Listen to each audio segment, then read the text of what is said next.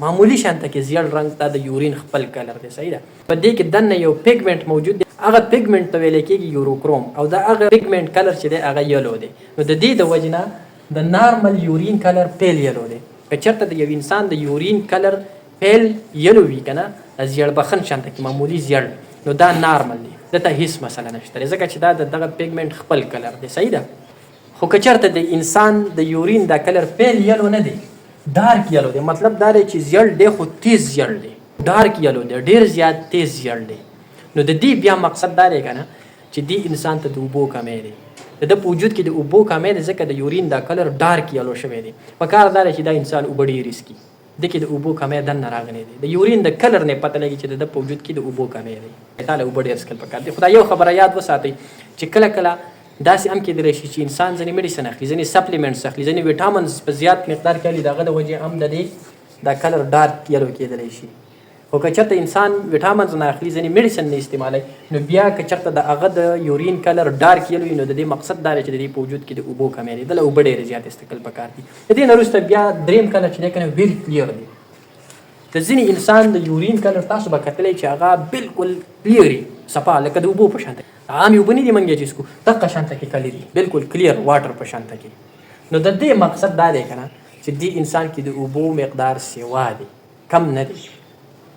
ګوره اوبه واحد داسې شی دی چې د دې سایډ افیکټ نشته، خو دا به هم ته په یو لیمټ کې څکې. که چېرته دا ته د خپل لیمټ نه سوا کې اوبو څکل انتهایي ډېر زیات کړي که نه، نو دا ستا د وجود نه کم پوټاشیم دی، کم کیلشیم دی، کم منرلز دی، دا په یورین کې پاس کوي، بیا ستا په وجود کې کمی راځي.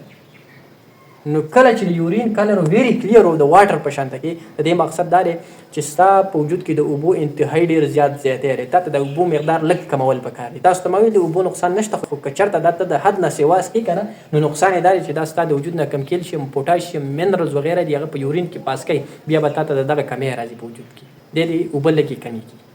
ځکه چې دا زموږ وجود کې تاسو ته ما ویل د کیلشیم، د سوډیم، د پوټاشیم مقدار په وجود کې کمی.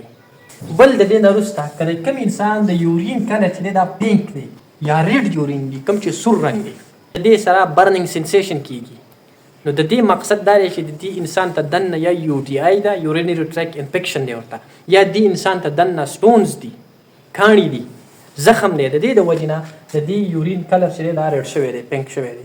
نو که چېرته د یو انسان د یورین کلر پینک دی یا ریډ دی، نو د دې مقصد دا دی چې دننه څه انفیکشن شته دی، دننه څه زخم شته دی. خو څنګه چې تاسو ته ما وختي خبره وکړه، دا داسې هم کېدلی شي که یو انسان چېرته ملټي ویټامنز ډېر اخلي که نه، څه سپلیمنټ خوري، د ویټامینو څه سپلیمنټس دی استعمالوي، نو د هغه د وجې نه هم د ده د یورین دا کلر چې دی دا ریډ کېدلی شي. خو که دی چېرته ملټي ویټامنز څه شی نه اخلي او بیا هم د ده د یورین کلر ریډ دی، نو بیا د دې مقصد دا دی چې دته دننه څه مسله شته، څه انفیکشن شته، یو ټي آی ورته کېدلی شي، کډني سټونز دننه کېدلی شي، مې بي دننه کاڼي، شګۍ دننه، هغه د وجې نه یورین دا کلر چې دی دا ریډ شوی دی. د دې نه علاوه یو بله خبره، که چېرته د یو انسان یورین چې دي که نه دا فومي یوریني، فومي پېژنئ، یعنې مطلب جاګ جوړوي. کله چې انسان یورین پاس کوي که نه او د هغه نه زګ جوړېږي، د دې نه دا ظاهرېږي چې انسان د پروټینو انټیک ډېر زیات سیوا کوي. کله چې انسان پروټین ډېر زیات اخلي که نه، نو د هغه فومي یوریني جاګ جوړېږي هغه نه، نو دله پکار دا چې د پروټینو انټیک کم کړي، د پروټین چې څومره دی اخلي د هغه تعداد لږ کم کړي، نو بیا به د ده دا فومي یورین هم سټاپ شي.